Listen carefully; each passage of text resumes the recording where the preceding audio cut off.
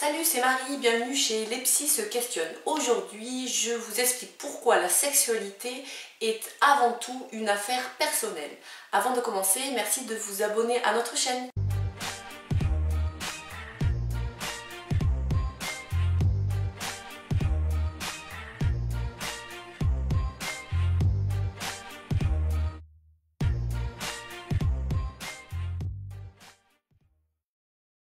Quelle que soit la problématique rencontrée, dès qu'un patient vient en consultation de sexologie, une des premières questions va être de demander à cette personne quand sa sexualité a commencé. Je n'ai pas fait de pourcentage, donc je ne pourrais pas le dire, mais j'entends beaucoup trop souvent la réponse suivante j'ai fait l'amour pour la première fois à tel âge. Alors à ça, non. Je dis non, il y a un gros amalgame. Trop de gens pensent que leur sexualité commence quand on a fait l'amour pour la première fois avec quelqu'un d'autre. Alors votre sexualité, à vous personnellement, elle a commencé il y a bien plus longtemps. Elle commence dès la petite enfance en fait. Déjà avec le fait de comprendre que vous avez soit un sexe féminin, soit un sexe masculin, en voyant que d'autres personnes que vous n'ont pas le même sexe. Votre sexualité, elle commence aussi parce que vous allez vous construire en fait en tant que personne, petit à petit, en tant que personne sexuée ou non d'ailleurs. Votre sexualité, elle se construit aussi à travers les relations que vous avez avec les autres, avec vos proches, avec même votre famille, dans cette idée en fait d'intimité, de pudeur, de confiance en vous aussi. Voilà, c'est tout ça. Enfin, c'est tout ça. Je suis sûre que j'oublie des choses. En tout cas, votre sexualité ne débute pas à votre premier rapport sexuel. Pour vous aider à bien comprendre cette idée, je vous parle aujourd'hui des 3 piliers de justement votre propre sexualité. Les 3 piliers, c'est d'abord l'image de votre corps, vos fantasmes et votre activité masturbatoire. Le premier pilier, l'image de votre corps. Et c'est pas le moins important. Pourquoi c'est le premier pilier? C'est parce que il faut évidemment bien vous connaître et bien connaître l'anatomie de votre corps avant de vouloir avoir une sexualité épanouie. Il est aussi important d'apprendre à accepter votre corps tel qu'il est, avec ses qualités, mais aussi avec ses défauts. Ce qui compte souvent, c'est pas forcément le corps que vous avez, mais plutôt l'image que vous avez de votre propre corps. Souvent, il y a un énorme décalage entre comment vous le percevez et comment vos amis, votre famille ou même quelqu'un de lambda va percevoir votre corps. Ça, c'est quelque chose qui est important que vous puissiez travailler. Et pour ça, je vous invite à être méfiante face à toutes ces images de corps parfait qu'on nous montre partout dans les médias. Je vous invite évidemment à prendre bien soin de ce premier pilier, de l'image de votre corps. L'idée n'est pas d'être sophistiqué ou de passer des heures en fait dans votre salle de bain, c'est pas ça. Quand je parle de prendre soin, c'est juste arriver à trouver une apparence, une manière de vous habiller, une manière de vous coiffer, etc., qui vous correspondent. Et comme ça, vous serez bien dans votre corps. Ou en tout cas, vous serez au mieux dans votre corps. Alors, le deuxième gros pilier de votre sexualité, ce sont vos fantasmes.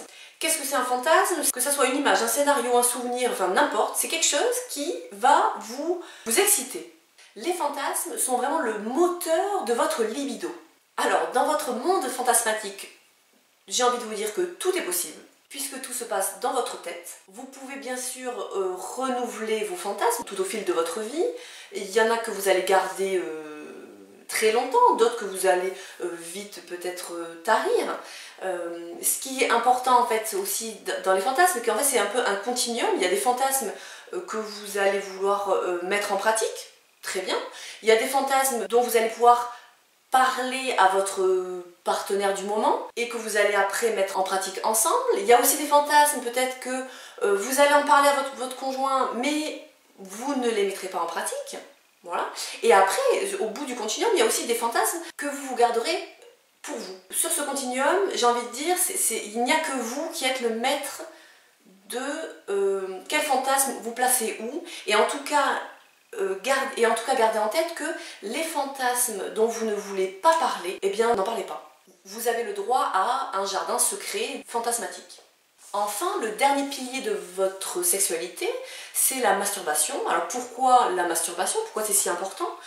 C'est tout simplement parce qu'en fait, c'est par la masturbation que vous allez pouvoir apprendre à vous découvrir, à découvrir votre corps et comment il fonctionne, si on peut dire. La masturbation, en général, elle commence en solo, et puis ça peut être une pratique que vous partagez avec quelqu'un d'autre. À tort, on associe souvent masturbation à célibat, et du coup, beaucoup de personnes, du moment qu'ils se mettent en couple, arrêtent de se masturber, tout simplement.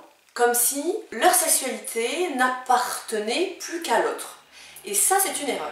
Je ne vous obligerai bien sûr pas à forcément vous masturber, c'est pas la question. Par contre, d'associer je me mets en couple, j'arrête de me masturber, c'est vraiment restrictif. Et souvent d'ailleurs, ça met beaucoup de poids sur l'autre concernant votre propre sexualité et surtout votre propre satisfaction sexuelle. Je m'explique. En acceptant que chacun de vous deux puisse se masturber quand bon lui semble, vous ouvrez en fait la porte au fait que la sexualité de l'autre lui appartient d'abord, votre sexualité vous appartient d'abord, et en fait ce n'est qu'une partie de votre sexualité que vous décidez de partager ensemble. Et c'est comme ça qu'on peut se retrouver à avoir un des partenaires qui a envie et pas l'autre, et à ce moment-là, sans que ça pose problème, puisque la masturbation est possible. Autre point dommage aussi souvent de ne pas en parler au sein de votre couple, il m'arrive assez régulièrement de rencontrer des gens qui pratiquent la masturbation, parfois l'un, parfois l'autre, parfois les deux, sans le dire à l'autre. Donc aucun des deux n'est au courant que l'autre se masturbe. Voilà. Je trouve ça un peu dommage. En conclusion, votre sexualité, elle vous appartient. La satisfaction de votre sexualité ne repose pas entièrement sur les épaules de quelqu'un d'autre. Le jour où vous avez compris ça, ça vous ouvre le champ des possibles. J'espère que cette vidéo vous a plu et qu'elle vous fera réfléchir. Je vous dis à très bientôt.